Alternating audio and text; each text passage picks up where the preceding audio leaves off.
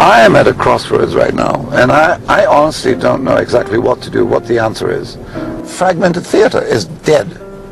Dead. Absolutely no point in destroying it even further.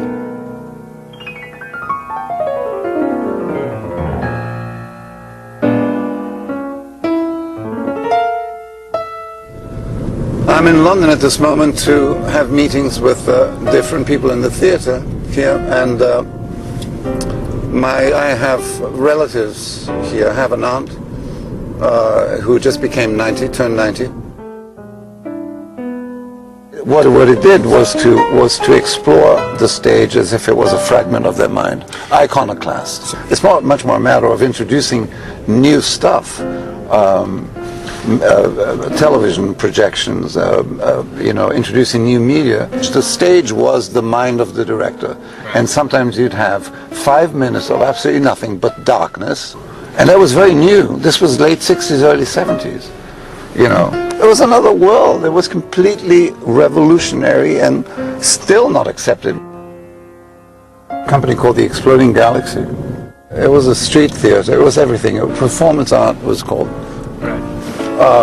It encompassed everything. It encompassed painting. It encompassed. There was a Filipino guy called David Medalla.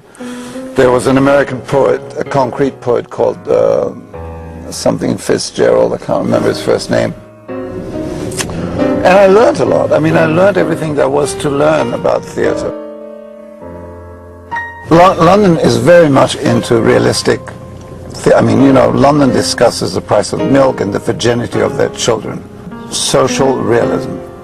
Edward Bond, Alan Bennett, David Hare, and all these other Davids. There are thousands of Davids. Call yourself David here in the theater, No, I realized then, at the age of 27, I realized that, I'm not a directing is like directing traffic. I'm not going to spend my life motivating other people. I've actually got something very, personal to say. Why am I not saying it? Why am I using other people to say it for me? So I actually sat down and I started writing my own material. It was so controversial and so polemical that it was good, because people started getting so fucking upset. We used Carmen, Bizet and Mérimée myth. I deconstructed the myth of Carmen, and I deconstructed the entire music composed by Bizet, the entire opera. I made it into a play. I realized that you have to take it. You have to take the blow to the stomach, because it just simply is like that. What you should really believe in yourself and not really give a damn about any reviews, bad or good. I hold it back a little bit. I move it forward, depending on what we call the breathing. Everything is different every night. The actors are a little slower. The audience, from country to country, because we travel all the time, it's a little different that night. I give myself a job of controlling the entire thing via headsets. I do the lights, I do the sound, and I actually do all the stage business via headsets. I do all the cueing. So my role is actually to guide them through this incredible maze.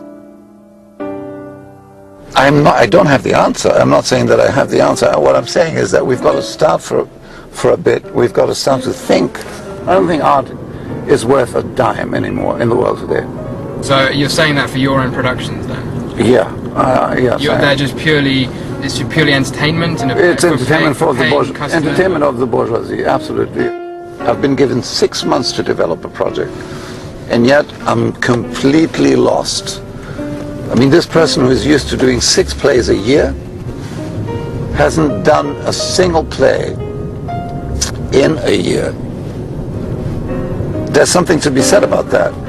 I don't want to repeat the formula of fragmenting blackouts. Blackout, actors out, new scene. I know the formula is easy to do. I mean, I know how to do this kind of bullshit. I've done it. You know, we've got to start looking at the turn of the last century. Duchamp, the entrance of Marcel Duchamp and Sigmund Freud and Arnold Schoenberg were so significant. You've got to know history.